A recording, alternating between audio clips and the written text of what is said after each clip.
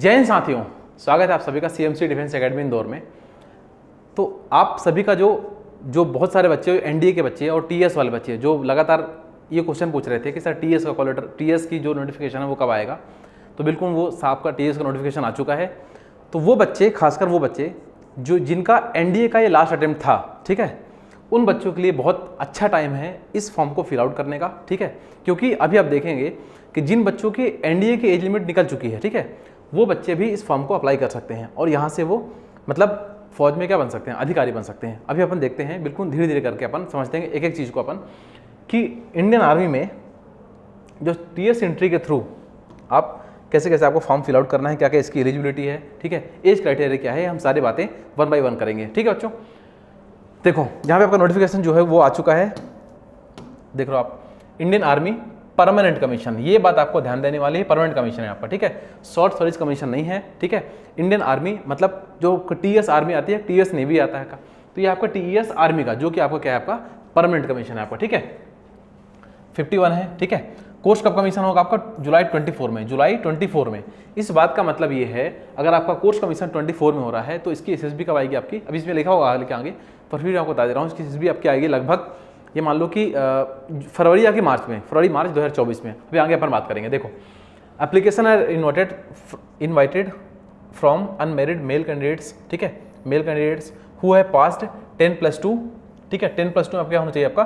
Physics, chemistry and mathematics. मतलब 10+2 में जो बच्चे पीसीएम वाले बच्चे हैं, ठीक है, और मेल कैंडिडेट, वो सारे बच्चे यहाँ पे क्या कर सकते हैं? अप्लाई कर सकते हैं। अच्छा, साथ के साथ में आपके पास में देखो यहाँ पे लिखा हुआ है, यहाँ पे have appeared in JEE mains 23। आपके पास 12th में पीसीएम तो होना ही चाहिए, ठीक है, उसके साथ 12th में पीसीएम होना चाहिए, प्लस आपके पास में जेई मेंस का स्कोर कार्ड होना चाहिए, जेई मेंस 2023 का स्कोर कार्ड होना चाहिए। अब वो ये मैटर नहीं करता है कि आपके पास जेई मेंस 2023 मतलब जनवरी वाला है कि आपका अप्रैल वाला है, ये बात आपको समझ में आ रही है, ठीक है। तो जेई मेंस का स्कोर कार्ड आपके पास होना चाहिए, चाहे वो जनवरी का हो चाहे आपका अप्रैल का हो, ठीक है। ये इसमें कहीं भी ऐसा नोट डाउन नहीं किया गया यहाँ पे, ठीक है। तो दो बातें बिल्कुल मैंडेटरी हैं। क्या है? पहला आपका 12th में आपका पीसीएम होना चाहिए, मेल कैंडिडेट, और उसके बाद आपका जेई मेंस में आपको अपीयर होना चाहिए, ठीक है। आगे बढ़ते हैं, पर बात करते हैं आगे। अब देखो, नेशनलिटी की अगर हम बात करें, नेशनलिटी तो इंडियन कैंडिडेट की बात कर रहे हैं, उसमें कोई दिक्कत वाली बात है नहीं, ठीक है, इंडिया वाले अप्लाई करेंगे इसमें। आगे बात करते हैं अपन।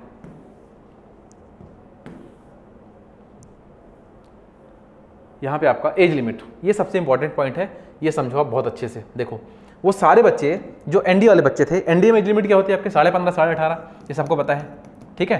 पर यहाँ पे आपकी एज लिमिट देखो आप, वो सारे बच्चे जिनका एनडीए की एज लिमिट हो चुकी है और हो चुके हैं 16.5 से लेके, देखो 16.5 से लेके 19.5 साल तक के बच्चे टीईएस के फॉर्म को क्या कर सकते हैं? अप्लाई कर सकते हैं, जो कि इक्विवेलेंट है किसके? एनडीए के। मतलब एनडीए भी आपका परमानेंट कमीशन है और टीएस भी क्या आपका परमानेंट कमीशन है, ठीक है।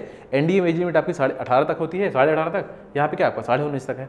बहुत अच्छी अपॉर्चुनिटी है उन सारे 12th क्लास वाले बच्चों के लिए जो अभी जिनकी एज लिमिट निकल चुकी थी एनडीए के लिए, ठीक है। अच्छा, एक और समझो यहाँ पे आप, जो एज लिमिट यहाँ पे रखी गई है, ये देखो आप यहाँ पे एज लिमिट मतलब एज भी आपको दिया गया है 2 जुलाई 2004 से लेके 1 जुलाई 2007 तक के। ये बोथ डेट आपके क्या है? इंक्लूसिव है। अगर आपका बर्थ जो है इस डेट पे भी हुआ है तो भी आप क्या हो? वैलिड हो, आप एलिजिबल हो इस पेपर को, इस फॉर्म को अप्लाई करने के लिए, ठीक है बच्चों। आगे बढ़ते हैं, अपन बात करते हैं। अब देखो, एजुकेशनल क्वालिफिकेशन, ये आपका इंपॉर्टेंट पॉइंट है, ये समझते हैं अपन फिर से। यहाँ पे आपका only those candidates who have passed 10+2, ठीक है, examination with minimum aggregate of 60% marks in PCM. समझो, आपको 12th के मार्क्स की बात नहीं कर रहे हैं, 12th में पीसीएम जो है आपका, वहां पे पीसीएम में क्या होना चाहिए आपके? पीसीएम में आपके 60% एग्रीगेट होना चाहिए। 12th में 70% हो, 80% हो, कुछ भी परसेंट हो, कोई मैटर नहीं करता है, ठीक है। आपके पीसीएम इन तीनों सब्जेक्ट को मिला के आपका 60% क्या होना चाहिए? एग्रीगेट होना चाहिए। आगे बात समझ में? ठीक है सर, आगे समझ में। आगे बढ़ते हैं अपन। देखो, उसके बाद आपका candidate must have appeared in JEE mains examination. देखो, ये एजुकेशनल क्वालिफिकेशन, ये बहुत इंपॉर्टेंट फैक्टर है आपका। दो ही फैक्टर है आपके, एज, एक आपका एजुकेशनल क्वालिफिकेशन। एज आप समझ गए, 16.5 19.5। उसके बाद क्वालिफिकेशन, एजुकेशनल क्वालिफिकेशन क्या आपका? 12th में आपके 60% मार्क्स होना चाहिए पीसीएम में। उसके बाद आपको जेई मेंस में अपीयर होना है, चाहे वो जनवरी वाला हो चाहे आपका अप्रैल वाला हो। ये दो सबसे मेन और आपके अहम आपका क्या है, जो आपकी एलिजिबिलिटी डिसाइड करेगा। आगे बढ़ते हैं अपन। अभी मेडिकल तो ठीक है, आप देख ही लेंगे अपने हिसाब से, ये तो आपका डिपेंड करेगा किसके बाद में, एसएसबी इंटरव्यू के बाद में, ठीक है। अभी समझते हैं अपन आगे इसमें। देखो यहाँ पे आपकी टोटल 90 वैकेंसीज रखी गई हैं, टोटल आपकी 90 वैकेंसीज यहाँ पे रखी गई हैं, ठीक है। टाइप ऑफ कमीशन सबको पता ही है, परमानेंट कमीशन आपका, कोई दिक्कत वाली बात नहीं इसमें। अब देखो ट्रेनिंग ड्यूरेशन, देखो आप ट्रेनिंग ड्यूरेशन में थोड़ा सा चेंज किया गया है। पहले आपकी जो टीएस की जो ट्रेनिंग होती थी वो आपके 5 साल की होती थी, आपको पता ही है। अभी आपका लास्ट ईयर से चेंज कर दिया गया है, ये 4 साल की हो गई है। अब देखो ट्रेनिंग आपको 2 फेज में कर दिया गया है। टीएस की जो ट्रेनिंग है आपकी 2 फेज में कर दी गई है। देखो total training will be 4 years, total training आपकी 4 साल की है। फेज 1 की जो आपकी ट्रेनिंग होगी, पहले ट्रेनिंग, ठीक है, तो आपकी 3 साल की ट्रेनिंग होगी, ठीक है। Basic, integrated basic unitary training and engineering training. मतलब देखो पता है आपको टीएस का फायदा क्या होता है, आप फौजी अधिकारी तो कहलाते ही कहलाते हो, साथ में आप इंजीनियर भी कहलाते हो, कहाँ पे, फौज में।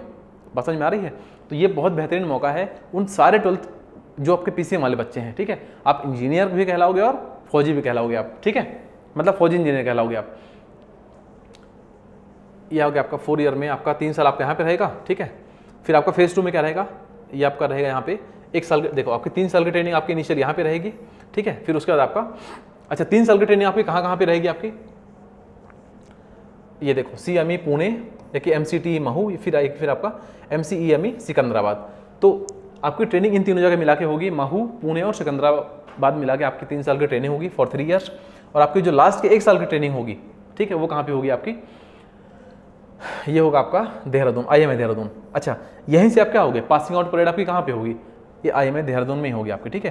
तो 3 साल आपको यहाँ निकालने हैं और 1 साल आपका लास्ट में IMA देहरादून में होगा, वहाँ से आप क्या हो जाओगे, पासिंग आउट परेड हो जाएगी आपकी। पहले कैसा क्या होता था आपका, पहले आपकी 1 साल की ट्रेनिंग हो जाती थी कहाँ पे, OTA गया में। उसके बाद आपका 4 साल की आपकी फिर अलग आगे ट्रेनिंग होती थी। फिर वहाँ पे आपको ब्रांच एलोकेट करना होता था, आपको डिसाइड करना होता था। पर अभी यहाँ पे ऐसा नहीं है, उन्होंने फिक्स कर दिया है। टोटल आपकी 4 साल की ट्रेनिंग रहेगी। उस 4 साल में से शुरू के 3 साल आपको कहाँ निकालना है आपको ट्रेनिंग के, महू में, पुणे में, आके सिकंदराबाद में, और अगले जो 1 साल है आपके IMA देहरादून में, ठीक है। कोई दिक्कत ही नहीं है। अब तो आगे बढ़ते हैं अपन। कॉस्ट ऑफ ट्रेनिंग सबको पता ही है, तो रैंक सबको पता है। स्टार्टिंग कहाँ से होगी आपकी, लेफ्टिनेंट से स्टार्टिंग होगी, लेवल 10 है आपका, ठीक है। फिर आपका वो जनरल तक आप जाओगे, आप ऐसे प्रमोशन होके, ठीक है। आगे बढ़ते हैं अपन, रैंक सबको पता ही होगा ये तो। फिर आपका यहाँ से या लेफ्टिनेंट लेवल 10 हो गया आपका, ठीक है। Chief of army staff level 18 हो गया आपका, सिर्फ सैलरी वाइज डिसाइडेड है यहाँ पे। आगे बढ़ते हैं। फिर आपका इसमें HRA वगैरह सारा चीज़, मतलब आपको पूरे जीवन भर परमानेंट कमीशन है, ठीक है। तो पूरे जीवन भर कहाँ पे आपको कितना पैसा मिलेगा, कहाँ पे आपको TA मिलेगा, कहाँ पे DA मिलेगा, कहाँ पे HRA मिलेगा, कहाँ पे क्या अलाउंस मिलेगा, सारा कुछ पूरे जीवन का बायोडाटा आपका यहाँ पे लिखा हुआ है, ठीक है। आप पढ़ सकते हैं इसमें। फिर और हम काम की बात आगे कर लेते हैं इसमें। और कहाँ पे क्या लिखा हुआ है आपका, हाउ टू अप्लाई, ये आपको लिखा हुआ है, देखो यहाँ पे अप्लाई करना है आपको। जाके अप्लाई कहाँ पे करना है आपको, www.joinindianarmy.nic.in, ठीक है। ये आपकी वेबसाइट है, यहाँ पे जाके आपको क्या करना है, आपको TES 51 में क्या करना है, आपको अप्लाई करना है, ठीक है। ये आपको वेबसाइट ध्यान रखनी है आपको। फिर आगे बढ़ते हैं अपन इसमें।